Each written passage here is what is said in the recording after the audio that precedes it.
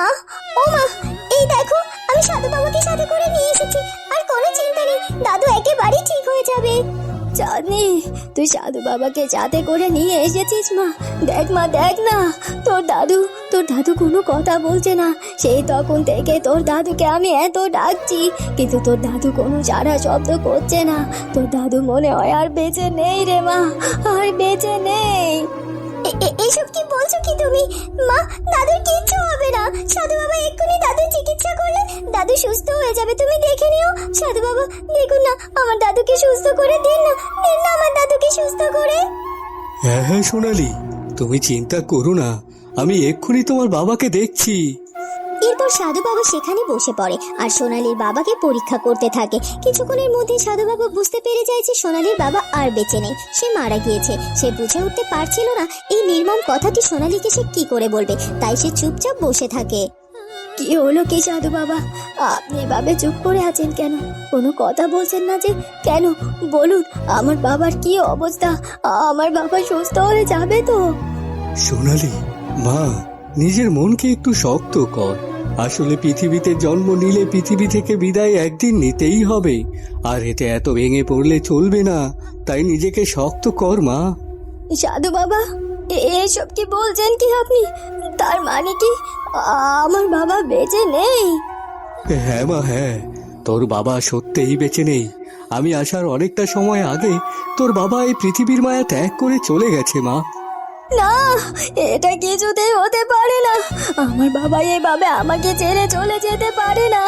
বাবা ছাড়া যে আমার এই পৃথিবীতে কেউ নেই, কেউ নেই। বাবা, বাবা, এভাবে তুমি আমাকে ছেড়ে চলে গেলে কেন বাবা? এভাবে আমাকে একা করে কেন চলে গেলে? কেন কেন কেন? শান্ত হও মা, শান্ত হও। তুমি যদি এভাবে ভেঙে পড়ো তাহলে আমার কি হবে একবার ভেবে দেখেছো? নিজেকে শক্ত করো মা, শক্ত করো। আসলে আসলে সবকিছু আমার পাপের ফল। আমার পাপের কারণে আমার বাবা এভাবে আমাকে ছেড়ে চলে গেল। আমার বাবা আমাকে সব সময় বলেছিল আমাকে অন্যায় থেকে দূরে থাকতে, সত্যিটা সবার সামনে আনতে, কিন্তু আমি বাবার কোনো কথা শুনিনি। আমি সত্যিটাকে লুকিয়ে রেখেছিলাম। আমি ভুল করেছি বাবা, আমি ভুল করেছি। আমাকে ক্ষমা করে দাও, আমাকে ক্ষমা করে দাও। আমি বড্ড অন্যায় করে ফেলেছি। সোনালি, শক্ত হ মা, আর তোমার বাবা শেষ কৃত্য করতে হবে এখন। কেন? তোমার সবাই আছে, আর তুমি না চাইলে আমি কখনোই চাঁদনিকে আমার কাছেও নিয়ে যাব না। মহারানী, এইসব কি বলছেন কি আপনি? আপনি আমাদের পাশে আছেন। আচ্ছা, আর চাঁদনিকে আপনি আমার কাছ থেকে নিয়ে যাবেন না? আমি তো আপনার কাছ থেকে সব লুকিয়ে বেরিয়েছি। আপনার কাছের মানুষগুলোকে আপনার কাছে দূরে সরিয়ে দিতে চেয়েছি। এই চাঁদনিকে আমি জোর করে আপনার কাছ থেকে। আর আমি তো জানি চাঁদনির সাথে আপনার নিশ্চয় একটা সম্পর্ক আছে, আর সেটা জানার পরও চাঁদনিকে আমি আপনার কাছ থেকে দূরে সরিয়ে রেখেছি। চাঁদনিকে হারানোর ভয়ে রাজপ্রাসাদ থেকে পালিয়ে এসেছিলাম, অথচ আপনি বলছেন।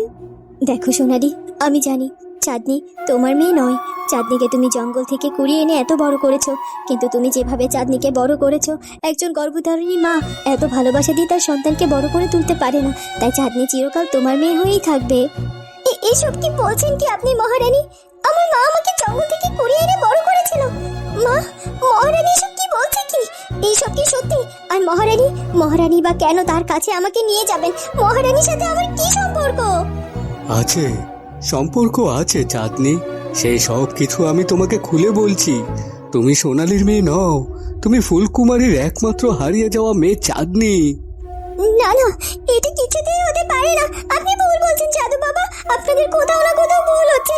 আমার মা মহারানী নয়, আমার মা সোনালী। আপনারা শুধু শুধু আমাকে এসব ভুলভাল বলবেন না, বলবেন না।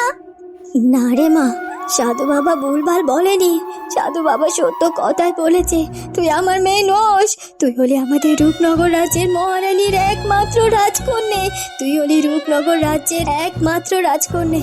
আমার বাবা তো আমাকে ছেড়ে চলে গেছে, আর আমি যে অন্যায় করেছি তার জন্য আমি সত্যি অনুতপ্ত।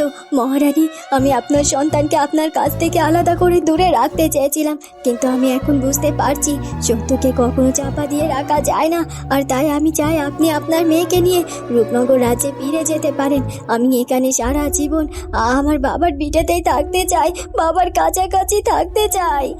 না না সোনালী, তুমি এটা কি করে ভাবলে যে তোমাকে এই অবস্থায় একা রেখে আমি চাঁদনিকে নিয়ে আমার সাথে রাজপ্রাসাদে চলে যাব? না, এটা কখনোই হবে না। আমি এতটা স্বার্থপর নই, তুমি তো আমাকে খুব ভালো করেই চেনো। হ্যাঁ, আজ আমি ভীষণ খুশি যে আমি আমার হারিয়ে যাওয়া মেয়েকে খুঁজে পেয়েছি। আমার সত্যিকারের মেয়েকে আজ আমি চিনতে পেরেছি, আমার কাছে পেয়েছি ওকে। কিন্তু তাই বলে তোমার বুক আমি এভাবে খালি করে দিতে পারি না। আচ্ছা, আর চাঁদনিকে যদি তো আমার সাথে নিয়ে যেতে হয়, তাহলে তোমাকেও আমি আমার সাথে নিয়ে যাব। আর তুমি যদি না যেতে চাও, তাহলে চাঁদনি তোমার সাথে এখানেই থাকবে। কি বলছেন?